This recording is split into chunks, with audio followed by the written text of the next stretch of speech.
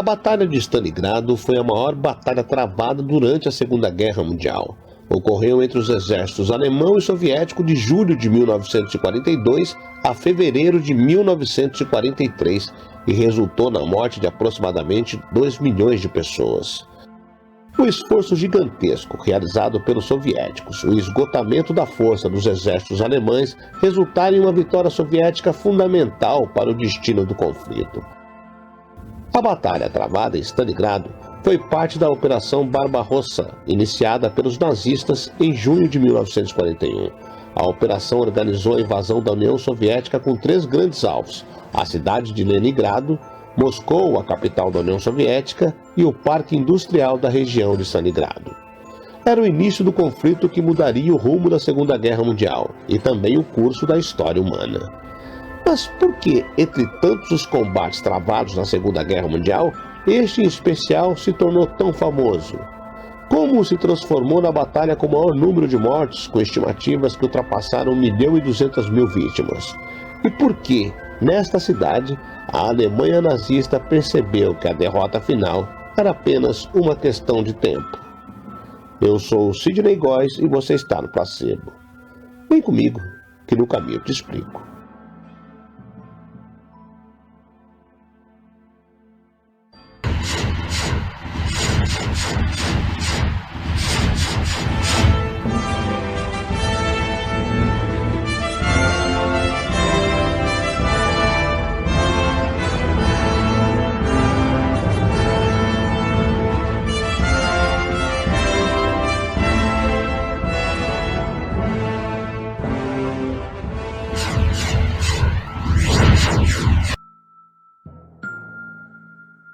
Há 80 anos, em 17 de julho de 1942, começava a Batalha de Stalingrado, que durou 200 dias.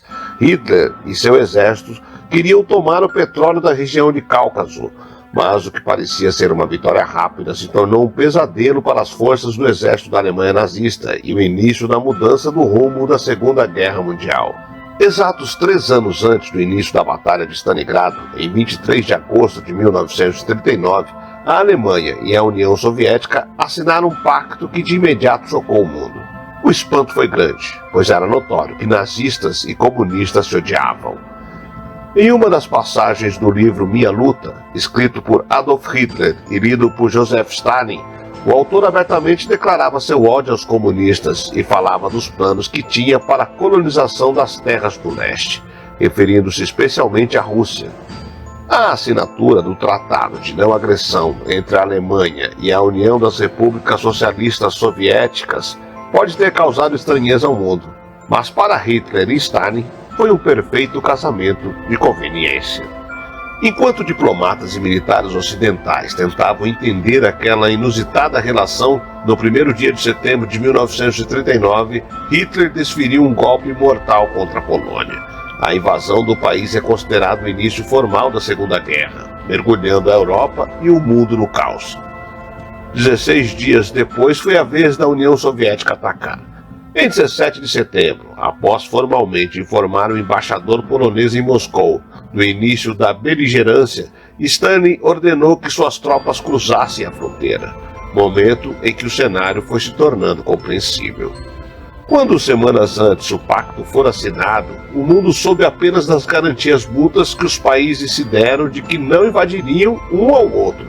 Entretanto, o tratado contava com uma cláusula secreta, em que alemães e soviéticos dividiam parte da Europa Oriental entre suas esferas de influência e a Polônia inteira entre si.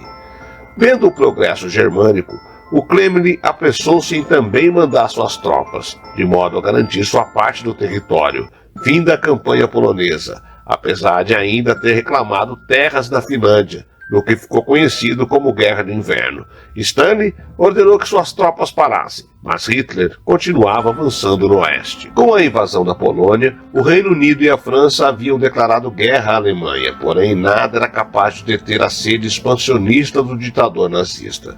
As democracias ocidentais, uma a uma, foram caindo: Dinamarca, Noruega, Holanda, Bélgica e até a poderosa França. Com a parte continental da Europa Ocidental a seus pés, Hitler atacou o Reino Unido.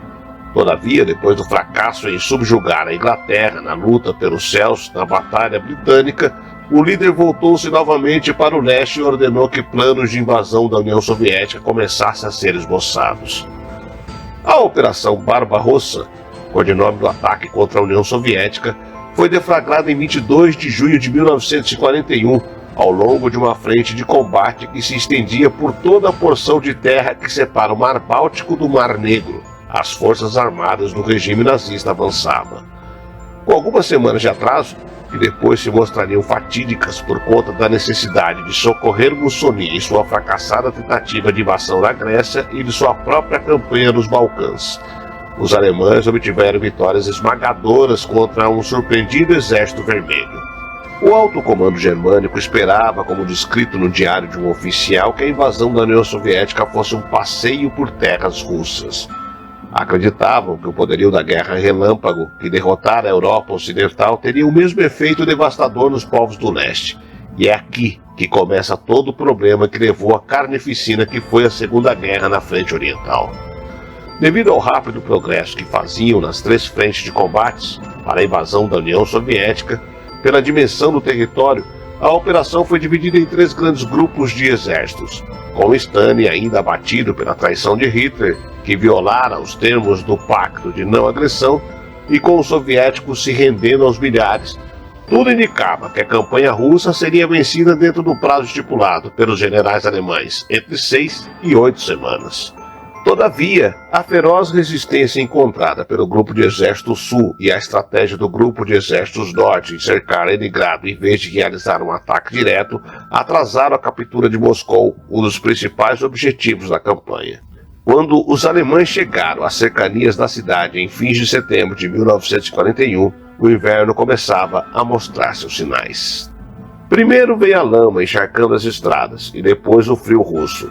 Esta situação, aliada a problemas logísticos e a determinação brutal dos defensores da capital, além de um estarem recuperado e disposto a vencer a todo custo, fizeram com que o exército alemão recuasse de Moscou no início de janeiro de 1942. Tendo fracassado em tomar Moscou, o alto comando em Berlim reorganizou as suas prioridades, com o grupo de exércitos norte ocupado com o cerco de Leningrado e o grupo de exército centro estagnado. A solução para derrotar os soviéticos parecia estar no sul. Não apenas por estarem mais bem posicionados dentro da União Soviética, apesar dos pesados combates onde hoje é a Ucrânia, os objetivos iniciais tinham sido todos alcançados, mas também porque no sul da Rússia é onde se encontram algumas de suas maiores riquezas, os valiosos campos de petróleo do Cáucaso. A Alemanha era, e em parte ainda é, dependente de energia importada. Ao lutar uma guerra que se estendia das areias do deserto até as florestas russas, era necessária uma grande quantidade de petróleo para manter viva sua máquina bélica.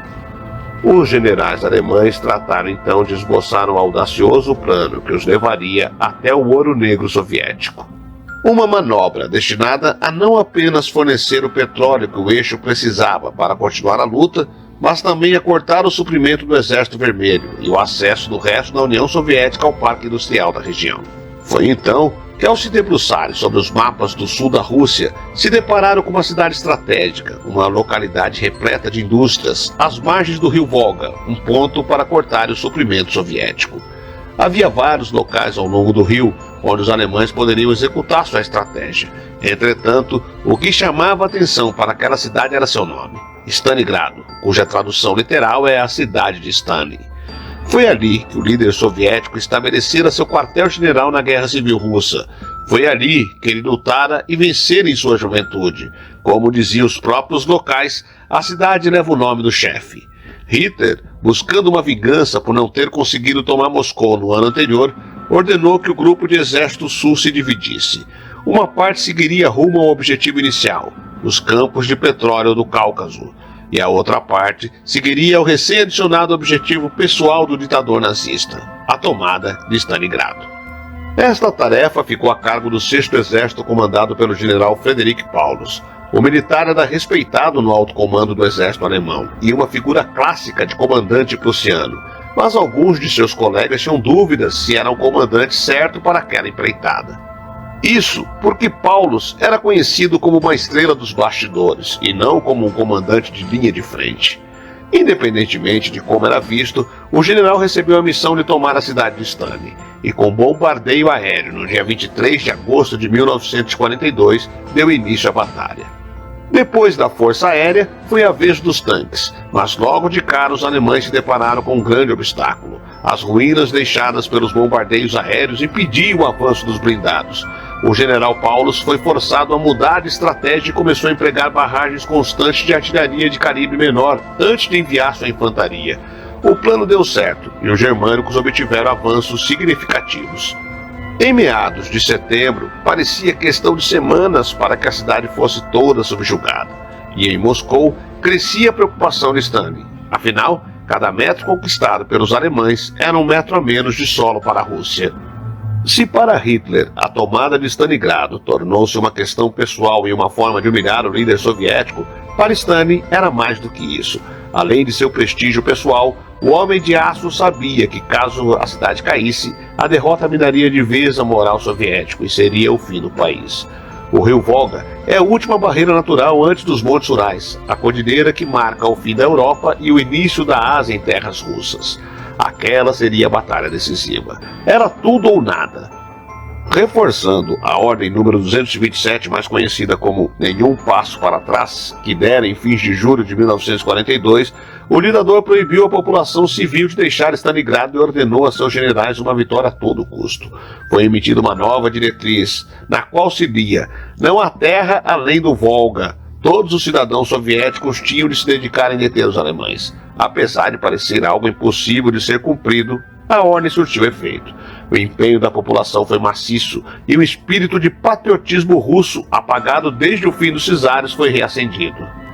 O homem encarregado da defesa de Stalingrado era o general Vassili Zhukov, um experiente militar soviético. O comandante não podia ser mais diferente de seu homólogo alemão. Enquanto Paulus gostava da guerra à distância, de liberdade para poder empregar seus blindados e artilharia, Zhukov valorizava o ataque frontal e direto. Diante da supremacia de recursos germânicos, com praticamente toda a cidade tomada e tendo seu exército empurrado para a margem do Volga, o general soviético ordenou que seus homens negassem ao máximo o espaço de manobra aos alemães, para impedir que os alemães explorassem sua superioridade de artilharia e aérea. Zhukov fazia com que seus homens abraçassem o inimigo, os dois lados por vez, lutando dentro do mesmo edifício. Os snipers acumulavam pontuações impressionantes. Mesmo que os alemães tivessem alcançado o rio Volga em novembro, eles não conseguiriam desalojar a resistência do Exército Vermelho. A realidade dos combates era brutal. Ataques e contra-ataques eram a realidade.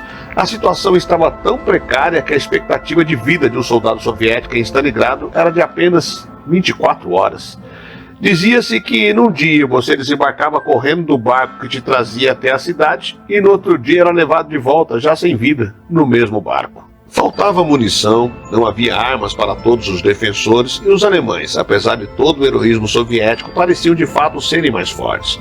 Mas os atacantes também tinham seus impasses. Um deles era dificuldades em lidar com a tenacidade do inimigo. Além de terem de lutar contra os soldados, havia também os civis que, sem opção, a não ser defender sua cidade, pegaram em armas. Dentre os defensores estava o inimigo que os soldados alemães não esperavam enfrentar: as mulheres. No final de outubro de 1942, parecia que a questão de Stalingrado estava liquidada. Com 90% da cidade em mãos inimigas e com os remanescentes do Exército Vermelho presos em pequenos bolsões de resistência, Paulus ordenou um ataque final no distrito das fábricas. Foi então que o inimaginável aconteceu. Os generais russos conseguiram virar a situação, com uma ferocidade arrebatadora. O primeiro dos dois generais foi o mesmo defensor que derrotara Napoleão em 1812 e o responsável pelo fracasso germânico na tomada de Moscou no ano anterior, o frio russo, carinhosamente chamado de General Inverno. Contando que sua vitória em Stalingrado seria rápida, os alemães foram novamente surpreendidos pelas baixas temperaturas. Como se não bastasse o frio, bombas começavam a cair do céu oriundas de aviões que não paravam de surgir. Blindados avançavam com fogo e fúria e uma impressionante força com mais de 1 milhão de homens e mulheres atacavam em pinça, gritando "Urra!". o grito de guerra do Exército Vermelho. Esta foi a cena com que os alemães, estupefados, se depararam em 19 de novembro de 1942, o dia do contra-ataque soviético. Aliado ao general Inverno, havia outro general, este de carne e osso, George Zhukov. O comandante era um gênio militar e provou ser a pedra no sapato dos alemães na frente oriental. Zhukov, o cérebro por trás da defesa de Leningrado e de Moscou, conseguiu reunir com discrição uma impressionante força para levar a cabo contra-ataques em Stalingrado, explorando as fraquezas do inimigo. Fazendo uso de movimento de pinças, o general soviético cercou as forças alemãs na cidade. Zhukov sabia que as tropas guardando os flancos do exército inimigo não eram tão bem equipadas quanto as forças que se encontravam na linha de frente. A maior parte delas protegendo o 6º Exército de Paulus. Era de seus aliados do eixo, romenos, italianos e húngaros, que não possuíam o mesmo equipamento e expertise dos alemães. Sem roupas de frio adequadas e com armas e equipamentos congelados, ficaram impossibilitados de finalizar o que seria o assalto final. Historiadores dizem que meses antes, o general Paulus havia avisado o alto escalão que suas tropas precisariam de roupas para enfrentar o inverno, mas que Hitler se recusou a fornecê-las, alegando que o 6º Exército teria tomado a cidade antes disso. Ao focar ao ataque nesse calcanhar de Aquiles, os soviéticos conseguiram isolar o grosso da força invasora dentro da cidade. Aproximadamente 300 mil homens, incluindo o próprio Paulus e seu Estado-Maior, se viram cercados pelo inimigo em temperaturas de 30 graus centígrados negativos. Em Berlim, o alto comando percebeu que a situação era delicada. A propaganda oficial de Joseph Goebbels até tentou mascarar o problema, inclusive com interferências sendo feitas de que romenos, italianos e húngaros não haviam lutado com bravura o suficiente. Porém, a questão permanecia. Paulus e seu exército continuavam cercados pelos soviéticos. O comandante e chefe do grupo de exército sul, Marechal Erich von Manstein, um dos pais da Guerra Relâmpago, tentou lançar um ataque frontal para romper o Kissel e resgatar o 6º Exército, mas não obteve êxito. Em parte, devido ao grosso das tropas e veículos estarem justamente dentro do Kissel e não fora. Para piorar, a munição, os remédios e os alimentos estavam acabando, e agora quem estava sendo empurrado para o Volga por todos os lados eram os alemães. Temos 18 mil feridos sem qualquer ressuprimento, sem roupas adequadas e sem medicamentos. Qualquer tentativa de defesa é inútil, colapso é inevitável, dizia o telegrama de Paulus enviado a Hitler em 24 de janeiro de 1943. As palavras do general ilustrava o quanto delicada a situação havia ficado e exortava uma tentativa desesperada de encontrar uma solução, cogitando inclusive a possibilidade de rendição. Mesmo sabendo que não havia nada a fazer, o líder maior recusava-se a aceitar a derrota, como ainda faria muitas vezes ao longo da guerra. A resposta a este e outros apelos de Paulo geralmente era apenas "fiquem em Stalingrado". Ainda em dezembro de 1942, a Força do Ar já havia tentado uma ponte aérea para abastecer as tropas cercadas, alimentando os delírios de Hitler. O comandante Hermann Göring garantia ao ditador que sua força conseguiria manter a capacidade de combate do 6º Exército. O problema logístico para abastecer o exército inteiro em um teatro de operações extenso é justamente o tamanho que chegam as linhas de suprimento. Mesmo antes do cerco, já havia dificuldades em mantê-las. Os homens em Stalingrado precisavam de 550 a 800 toneladas diárias apenas de alimentos para continuar a luta, e isso sem contar a munição, os medicamentos, as roupas de frio e outros itens básicos. A quantidade necessária é considerada alta para uma força aérea moderna, sendo algo inimaginável para a época.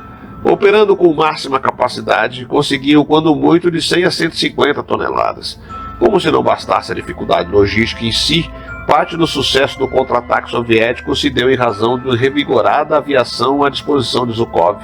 Se a batalha havia começado com um ataque aéreo alemão contra o qual pouco os russos puderam fazer, agora a supremacia do céu estava nas mãos dos aviões russos, dificultando ainda mais a vida dos germânicos.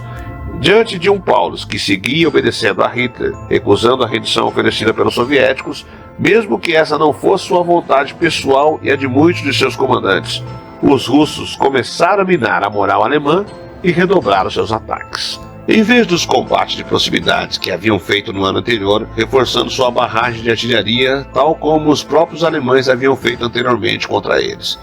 Ao intensificar os ataques à distância, fizeram com que as tropas dentro dos bolsões se dividissem em duas, facilitando o trabalho de um ataque final, sendo a derrota em Stalingrado dada como certo. Na noite de 30 de janeiro de 1942, Paulus recebeu um telegrama de Hitler comunicando sua promoção ao marechal de campo, a mais alta patente dentro da hierarquia militar alemã. O que parecia ser uma honraria era na verdade uma armadilha. Nunca antes na história militar prussiana um marechal se render ao inimigo. Era algo inimaginável. Era de se esperar que ele ou morresse em combate ou cometesse suicídio. Paulus por fim se deu por vencido, mas não da forma como Hitler desejava. Vendo que a situação estava acabada, o agora marechal ofereceu sua rendição aos soviéticos em 31 de janeiro. Curiosamente, era aniversário do general Zhukov. Como os Kissels não estavam em comunicação, o Bolsão do Norte se rendeu apenas em 2 de fevereiro, marcando o fim da batalha em Stalingrado. Ao final, aproximadamente 91 mil alemães foram feitos prisioneiros, cuja maioria já estava em estado de desnutrição, já que o exército cercado já não tinha mais comida. Relatos contam que na fase final do combate, mais alemães morreram de frio e fome do que em batalhas contra o Exército Vermelho. Com a queda da União Soviética em 1991, Stalingrado passou a se chamar Volgogrado, a cidade do Volga, tornando-se um popular destino turístico no sul da Rússia. O orgulho dos atuais habitantes pela cidade, que hoje abriga um museu dedicado à batalha, é compreensível quando olhamos para seu passado e o sacrifício pelo qual a população civil e os militares passaram há 80 anos. Os números não são definitivos, mas considera-se que mais de 1.250.000 pessoas morreram no conflito, sendo 500 mil alemães e 750 mil russos, um recorde de mortes em combate. Além disso, o que parecia impossível aconteceu. A vitória soviética marcou o início do fim do totalitarismo nazista. Os alemães ainda teriam algumas conquistas no leste, mas depois da derrota do 6º Exército nunca mais seriam os mesmos, sendo finalmente derrotados em 9 de maio de 1945, quando o Marechal Zhukov e demais comandantes aliados aceitaram a rendição incondicional da Alemanha. Para os derrotados, longos 10 anos de cativeiros na Sibéria os aguardavam, voltando para casa apenas em 1955. A brutalidade dos combates, o duelo de ideologias entre nazismo e comunismo, a incompreensão e o ódio aos povos do leste, seres considerados inferiores, e a disputa pessoal entre duas figuras despóticas, culminando na Batalha de Stalingrado, levaram as cifras do horror aos milhões. Já a disposição em defender sua terra, a vitória em solo soviético e o combate final em Berlim fizeram com que o conflito ganhasse um significado maior para os russos e demais povos da ex-União Soviética, que hoje chamam o episódio de a Grande Guerra Patriótica. Em um momento em que a ordem internacional passa por um novo rearranjo de forças e a guerra é novamente uma realidade, passadas 8 décadas, Stalingrado se mantém atual, soando como um poderoso lembrete ao mundo.